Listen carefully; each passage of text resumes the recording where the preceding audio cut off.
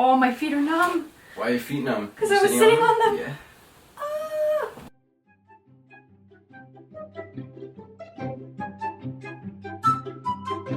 Hey guys, Kyra Smiles here. With me today I have Shawn. This is my boyfriend. You guys have heard a little bit about him, but I wanted to bring him on camera to talk officially about what it's like to be in a long distance relationship.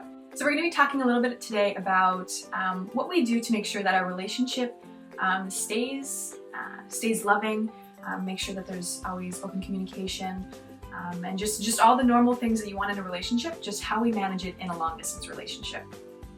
You ready, Shawn? Oh yeah. So just to start, Shawn and I have been dating for just over a year now. Our official anniversary is May 19th, so it's just been over a year now. And we met in Belize, actually. That's kind of a fun story. Essentially, we were on a school trip. We went to different high schools, but we were on a school trip, and he ended up coming along just because there was an open spot last minute, and so we essentially met at the airport. We sat beside each other from Miami to Belize, right? And since then we've kind of, fallen more and more in love. No, just kidding. I actually didn't like him for the first month after we came back from Belize. I was like avoiding him. He was trying to slide into those DMs, but but no. So anyways, we've been together for a year now, over a year, and it's going really, really well. But our relationship has actually been more long distance than together. And so, Shawn, do you want to talk a little bit about your program and why we're so long distance? Sure. So I'm in engineering, mechatronics engineering at Waterloo, and I'm in a little bit of a weird program where basically it's a four-month switch between going in school and going in co-op. So I started last fall and I was at school, and then I tried to get a co-op here so I could be with Kyra, and it didn't go so well. Ended up getting a co-op in Toronto.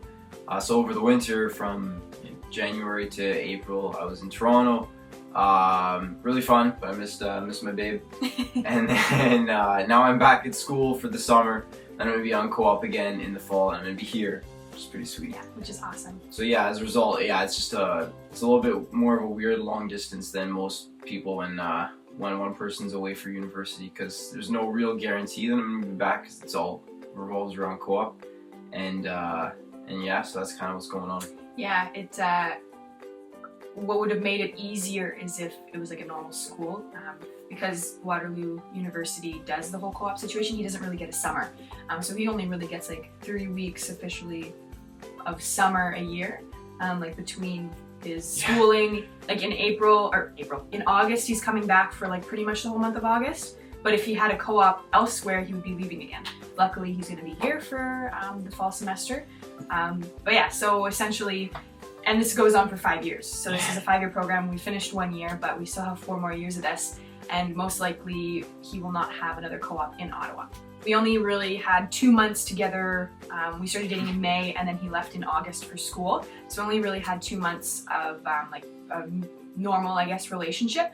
And the way we think about it is, it's kind of, or I guess 3 months. About 3 months. Yeah, 3 months. It's kind of skewed though too, because it was the summertime. We were able to hang out with each other all the time. We hung out with each other pretty much every day. So we didn't really get a good feel of what it's like to have one of those relationships where if we were both in school, like in Ottawa, we would only see each other, certain days of the week. We'd probably have to make more of a schedule. And so now when I either go visit him at Waterloo or he comes to visit here, like we just spend the 2 or 3 days like together pretty much straight, and then he leaves again. So we haven't really had that normal relationship where we have like specific date nights, or we don't really have that, and we don't really know what that's like yet. And once we've gotten through the schooling, we'll get to that eventually. But it's been hard for sure, and I think that's probably been one of the biggest things for us, for me at least, is the dealing with the long distance itself and the span of time that we have to do long distance. For me, one of my biggest anxieties, I guess, in the relationship is the idea that we have to do long distance for 5 years, and that freaked me out a little bit at first.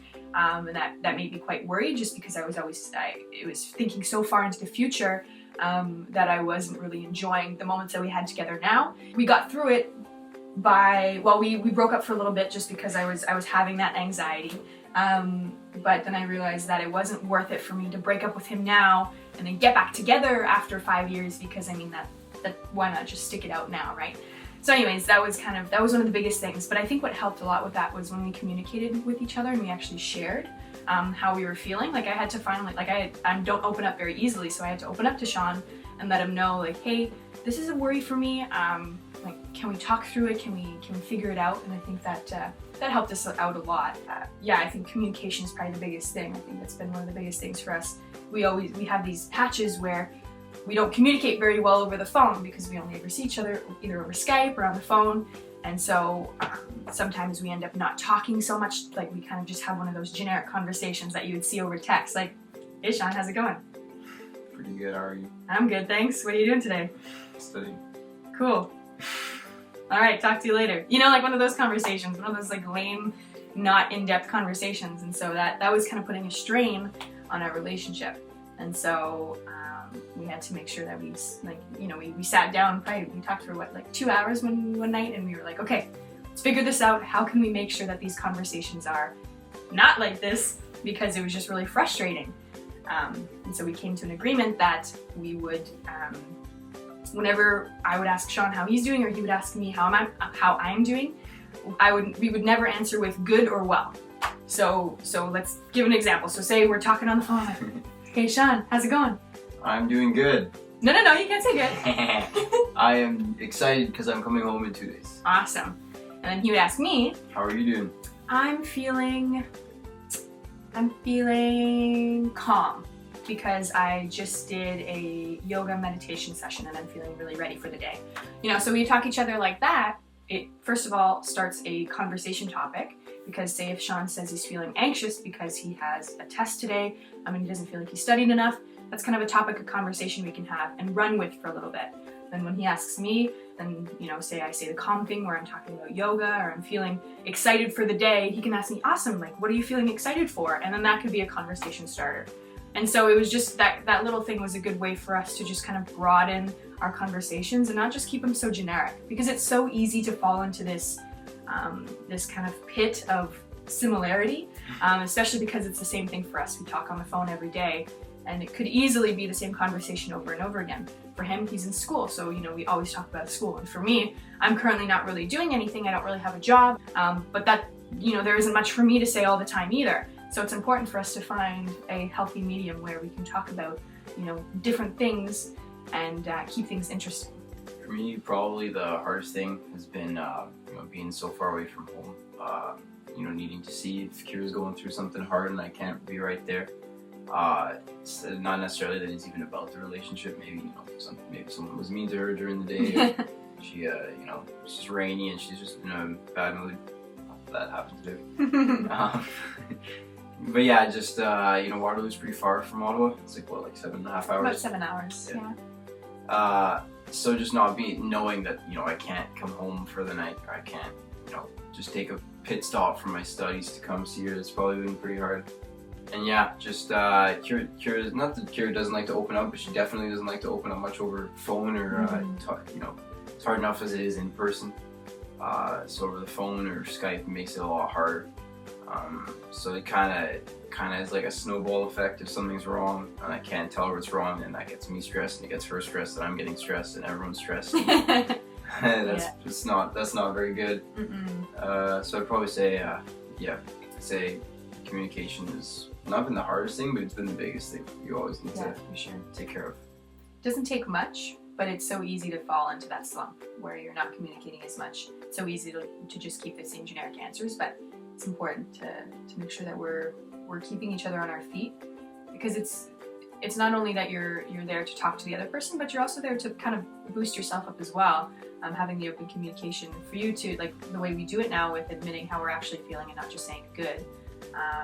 It kind of sheds light on how you're actually feeling, because we don't think about it very often throughout the day. I think that's just kind of a natural human tendency to just answer with, I'm doing well, I'm doing fine, and not actually giving it any thought. And so this is, I think for me at least, it's helped a lot with just actually acknowledging how I'm feeling and then kind of addressing it from there. And it's nice to be able to share that with Shawn, because I don't open up very easily. My go-to word when he asks, are you okay here, is, yeah, I'm fine. Or, yeah, I'm okay. And so I don't like to admit if something's wrong, or I don't like to admit if I'm in pain. The way I think of it is that I don't want to put anything on Shawn. I don't want to put any of my hardships on him, for any of my negative feelings or emotions. But then it just, like you said, it causes this snowball effect where even though I'm not sharing my negativity or my emotions, he's still receiving an end of them that isn't necessarily me sharing them, but he's still feeling the negative response from me, right? He's still feeling that closure, that tensed up, like closed-mindedness that I'm being. So then it just kind of puts him in a mood as well. And of course, we don't want that to happen because, you know, it's not fair of us to kind of give that to each other. So that's been a big thing for us, for sure. Another thing for me too has been no distractions. If we're talking on the phone, sometimes I would be I'd be like surfing the web on my computer or something like that, and you know, kind of just having Shawn talking in the background. That's not fair to either of us either, because then I'm not really in the conversation and he's not really getting a response from me, right? And so like for same thing on his end, Yeah. if we're talking and all of a sudden he's like stressed about doing homework, and then he starts doing homework, he's not really listening to what I'm saying, and he's stressing about what he's stressing about. And so for a while our conversations weren't breaks. They weren't like study breaks or like, you know, just daily breaks. They were just kind of like fitting them in between certain things, and that's not the way it should be either, right? We used to have, like, when I was in university and he was also studying, we would have like study dates where we would just like pop up our laptops and we wouldn't talk to each other pretty much, and we would just like do homework and like look up every once in a while to make sure they were still alive and then go back to doing homework. And I think that was pretty detrimental to us because we kind of just got into this cycle of like not talking to each other. So then it felt weird to all of a sudden try and open up. And they were like three-hour long Skype calls with like no meaning to them, right? And so I felt as though it was almost a waste because we weren't actually opening up to each other. We weren't really furthering our relationship or anything in that regard. So we had to kind of step back and say, okay, like maybe we shouldn't talk every day for 3 hours, you know? It's easy to fill each other in on text if we need to. And then if something big happens, we can talk on the phone, or if it's been a couple of days and we just want to hear how the other person's doing, it's great to talk on the phone, but we don't need to force ourselves to do it every day. I think it's been a big thing as well. No, I think we covered a lot of the bases, and it's a constant process, and we're still learning. Like I said, we're going to have to do this for the next 4 years, and I think that we're going to continue to implement new systems. We're going to continue to try new things to make sure that, you know, we're always like in this relationship and not letting it kind of fall into the background, because it's easy to let that happen, especially being so far apart. We're not a continent apart, but I mean, you know, it's still the 7 hours. It makes a difference for sure. And like you said earlier, I can't just call him up for him to come over in the evening, right? He can't be here 10 minutes like he used to be.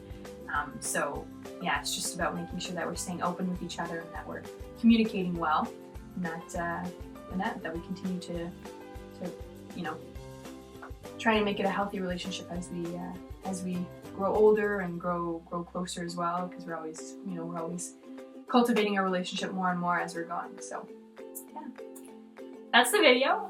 Thank you so much, Shawn, for being here with me. He was a little worried about being on camera, but I told him it's not that hard. So yeah, that's the video. If you have any questions, any comments, any tips for us about long distance relationships, please leave them in the comments down below. I would love to hear your own relationship situations and just, you know, how you're dealing.